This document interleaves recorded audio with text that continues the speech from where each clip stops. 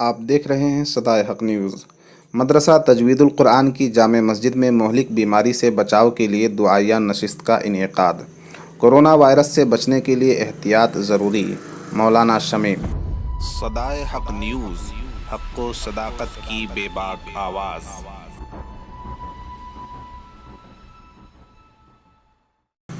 چوڑی پٹی ضلع کشن گنج کی جامع مسجد میں کورونا وائرس کے تعلق سے بیداری پیدا کرنے کے لیے ایک دعائیہ نشست کا انعقاد عمل میں آیا، جس کی نظامت مولانا اکرام الحق قاسمی نے کی۔ مولانا شمیم خطیب مدنی جامع مسجد کشن گنج نے اپنے اہم خطاب میں اس بیماری کے بارے میں عوامی بیداری کی بات کرتے ہوئے تمام تر احتیاطی تدابیر اختیار کرنے کا مشورہ دیا۔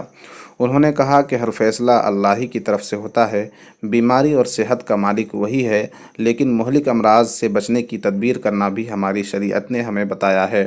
اس لیے عالمی ادارہ صحت کی طرف سے جو رہنما اصول یا تدابیر بتائی گئی ہیں، مثلاً ہاتھوں کو صابن سے دھونا، کھانسی یا چھینک آنے پر منہ اور ناک کو کپڑے سے ڈھانکنا، نزلہ زکام ہونے کی صورت میں دوسروں سے 1 میٹر کی دوری بنائے رکھنا، گندے ہاتھوں سے چہرہ نہ چھونا، بخار، کھانسی اور نزلہ ہونے کی صورت میں فوراً ڈاکٹر سے رجوع کرنا، زیادہ بھیڑ بھاڑ کی جگہ پر نہ جانا وغیرہ۔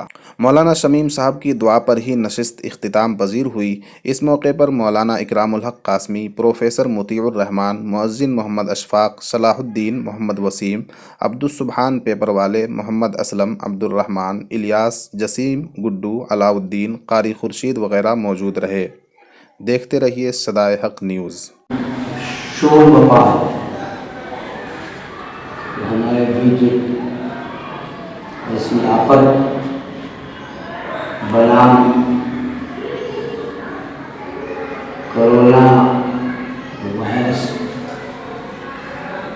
پھیلی ہوئی ہے، اس کی بنیاد اور شروعات ایک ملک چین سے ہوئی ہے۔ اللہ ہم سبوں کو اس قسم کی بیماری اور خطرناک بیماری سے محفوظ فرمائے۔ بڑی بدعملیوں سے یہی کا خصوص ہمارا ملک شکار ہوا ہے۔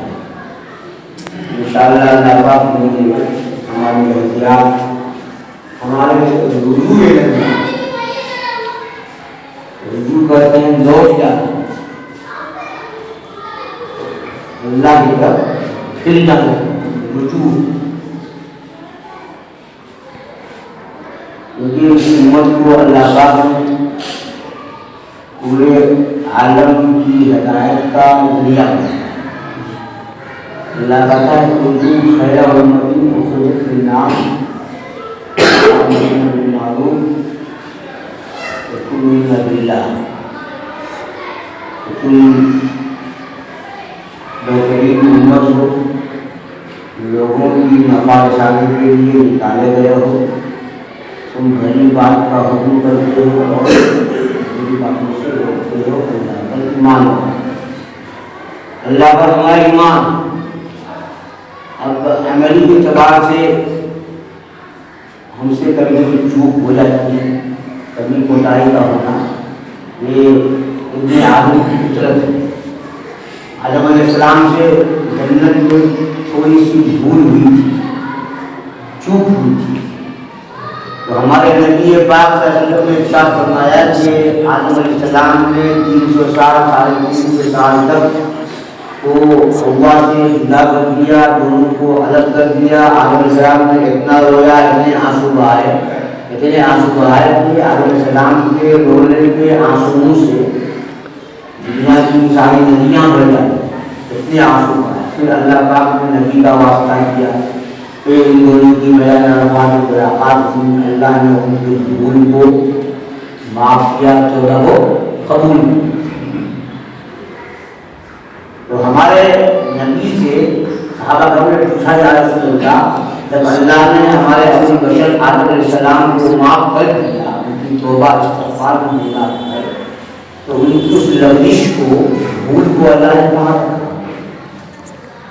تو ہمارے نبی صلی اللہ علیہ وسلم نے بڑا خوبصورت جواب دیا، سوال بڑا اچھا، جواب بھی بڑا اچھا۔ اس کا جواب نبی نے अपने नाम, काम, बिजनेस, पॉलिटिक्स, प्रचार, मुबारकबादी या किसी भी तरह के विज्ञापन और इश्तिहार के लिए हमारे चैनल सदाए हक न्यूज से संपर्क करें।